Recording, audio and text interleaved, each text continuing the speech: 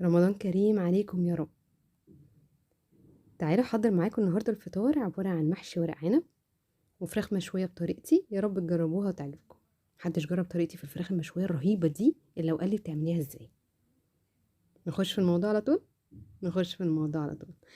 معايا هنا ورق عنب سلقاه في مية وليمون وكمون. تمام. ومعايا خضرة، الطماطم اللي احنا كنا عاملينها مع بعض بتاعت خلطة المحشي في التفريزات بتاعت الطماطم. ومعايا بصلتين متوسطين. ومعايا التوابل بتاعتي ملح وفلفل وحبهان ورق لورا وكزبرة خشنة وكمون. اول حاجة هحط البصل على الرز المغسول كويس والطماطم والخضرة برضو والتوابل بتاعتي، وهبتدي اقلب كل ده مع بعض.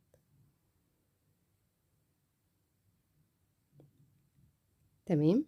وهحط عليهم ربع فنجان زيت وبرضو هقلب. طريقتي هنا في لف ورق العنب، هجيب كيس ناشف مش طري زي بتاع التلاجة زي ما واضح قدامكم، لا ناشف كده جامد.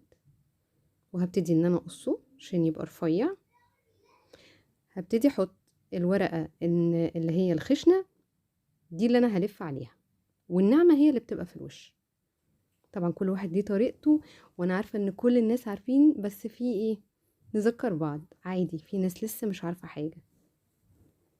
وهبتدي اتني والف بالسكينة كده، كل صباع بيبقى نفس الحجم.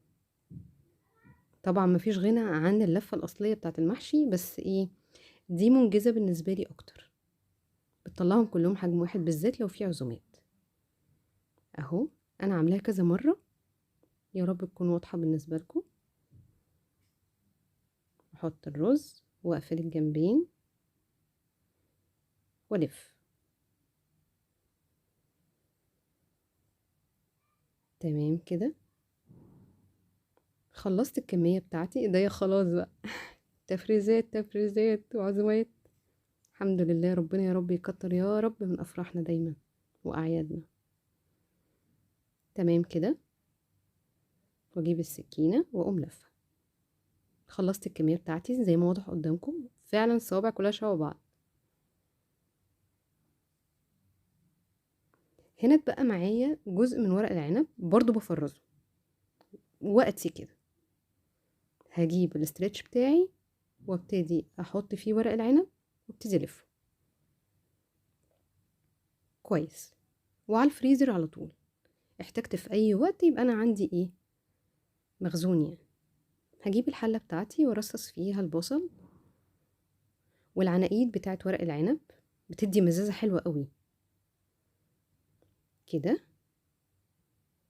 وهبتدي ان انا انزل ورق العنب بتاعي في الحلة. هرصصه بالطريقة دي 4 4 بالطول و4 بالعرض. تمام كده. لو وصلتوا لحد هنا اتمنى الاشتراك في القناة، لان ده شيء بيسعدني جدا. خلاص هنا خلصت اللفة بتاعتي. شايفين الصوابع تحفة اهي. خلصت الكمية بتاعتي كلها،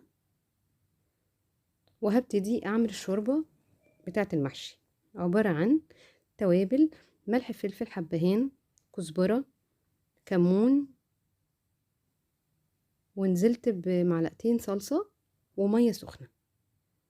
الحلة بتاعتي اوريدي كانت على النار. هنزل عليها بالشوربة دي.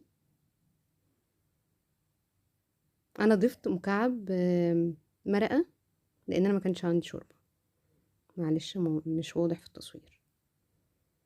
وبكبسه كده بطبق وخلاص اقفل عليه. مقاديري بقى للفراخ المشوية التحفة. فراخ مغسولة كويس ومتنضفة، معلقة توم كبيرة وليمون. التوابل بتاعتي ملح فلفل كمون حبهان ورق لورا. ومعايا هنا صلصة طماطم حاطة فيها شوية شبت. ببتدي بس بالسكينة ان انا اعمل فتحات في الفراخ وخدلة طبعا. هجيب الصلصة بتاعتي واحط عليها التوابل ومعلقة التوم الكبيرة والليمون بعصره، كل ده في قلب الطماطم. دي الطماطم اللي احنا مفرزينها مع بعض، تحسيها فعلا كأنها صلصة معلبة. وهنزل بكمية خل كويسة، يعني مثلا ايه قرب النص فنجان. تمام. وهكون جايبة الصينية الفويل بتاعتي وحط عليها ورق زبدة، وهبتدي ارصص الفراخ زي ما انتم شايفين. المفروض ان انا بحط العظم هو اللي يبقى من ناحية النار. تمام. وهبتدي انزل عليها الصلصة، وهدعكهم كلهم كويس قوي من جواهم. هدخل ما بين الجلد التتبيلة واللحم. هنزل بقى عليها الكمية اهي، تتغرق بقى فيها من جوه كمان. والليمون ده انا مش برميه، انا برضو بخليها تتشوي معاها اهو، من جوه ومن بره وما بين الجلد برضو. دي انا بيتها في التلاجة ليلة كاملة اهو. تمام. بتبقى خطيرة طبعا، كل ما تبات في التتبيلة بتبقى يعني النتيجة احسن بكتير. بقفل عليها وبدخلها التلاجة، بالنسبة لي افضل طبعا. كده قفلتها، المفروض هشيلها. تاني يوم جه اهو بسرعة اهو، فتحتها نزلت ميتها وخلاص، الخل بقى دوب اللحم خلاص. خلصنا هنا ورق العنب، وطبعا على الفرن بقى الفراخ. خلصنا بقى ورق العنب، قلبناه تحفة تحفة. والفراخ بتاعتي كمان خلصت، اخدت لون حلو قوي قوي قوي، يمكن والله التصوير ظلمه. نور اهي، عايزة تولعي فحمية براحتك، هي مش محتاجة اي حاجة.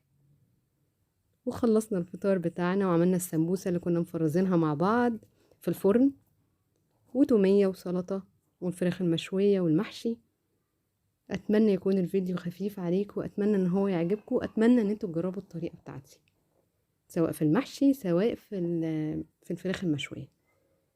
هستنى رأيكم في الكومنتات والاشتراك في القناة، لان ده شيء بيساعدني جدا.